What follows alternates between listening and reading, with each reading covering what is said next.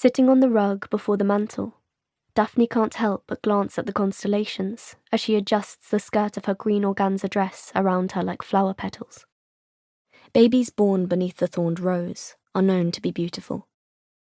Those born beneath the hungry hawk are ambitious. Lonely heart children are known to sacrifice more than others. The crown of flames offers its offspring power, and the sisters three bestow balance and harmony. There are exceptions, of course.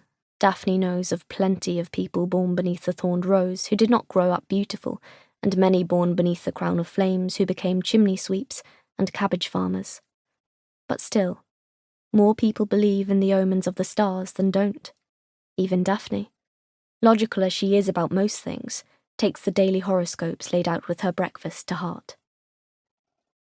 Her eyes keep drifting to the mantel as she struggles to open the stolen bottle of champagne with her glass nail file. After some digging, the stopper comes loose with a loud pop that makes her shriek in surprise, the cork careening into the air and hitting the chandelier above, making the crystals chime together. The champagne bubbles over onto her dress and the rug, cold and wet. "Careful!" Sophronia cries out, hurrying to the adjoining powder room for towels. Beatriz snorts, holding 3 delicate crystal glasses to the mouth of the bottle, letting Daphne fill them up almost to the brim. "All what?" she calls after Sophronia. "It isn't as if we're going to be here long enough to get in trouble for ruining a rug." Sophronia returns, towel in hand, and begins mopping up the spilled champagne anyway, her brow furrowed. Seeing her expression, Beatriz softens. "Sorry, Sophie," she says, before taking a sip from one of the glasses and passing the others to her sisters. "I didn't mean—" She trails off, unsure of what, exactly, she did mean. Sophronia doesn't seem to know either, but she drops the sopping towel on the floor and sinks down on the sofa beside Beatriz, who drapes an arm over her shoulders, rustling the taffeta of her rose-pink off-the-shoulder gown in the process. Daphne looks at them over the rim of her champagne glass, downing half of it in a single gulp before her eyes fall to the wet towel. "By the time that's dry," she thinks, "we'll have left this place. We won't see one another for a year."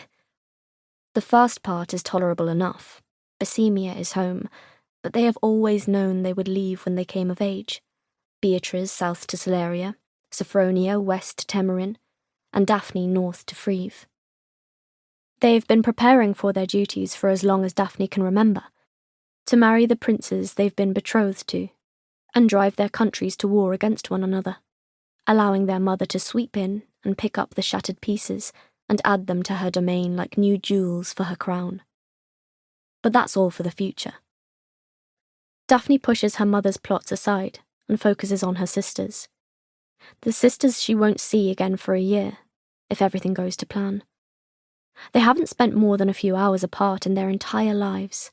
How will they manage an entire year?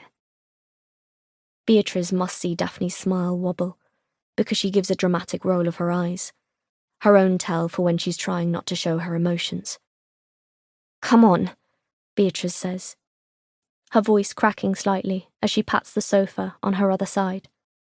Daphne stands up from the rug for an instant before falling onto the sofa beside Beatriz gracelessly, letting her head drop onto Beatriz's bare shoulder. Beatriz's strapless sky blue gown looks terribly uncomfortable, its corseted bodice digging into her skin and leaving behind red indents that peek over the top, but Beatriz doesn't appear to feel it.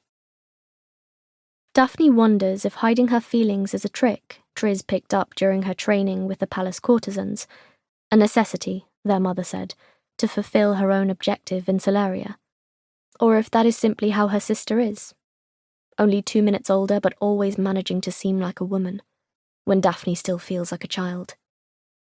"Are you worried?" Sophronia asks, taking the daintiest of sips from her glass. Despite the fact that they are triplets, Sophronia has a lower tolerance for alcohol than her sisters. Half a glass of champagne for her is the equivalent of 2 full glasses for Daphne and Beatriz. Hopefully one of her attendants in Temerin knows that, Daphne thinks.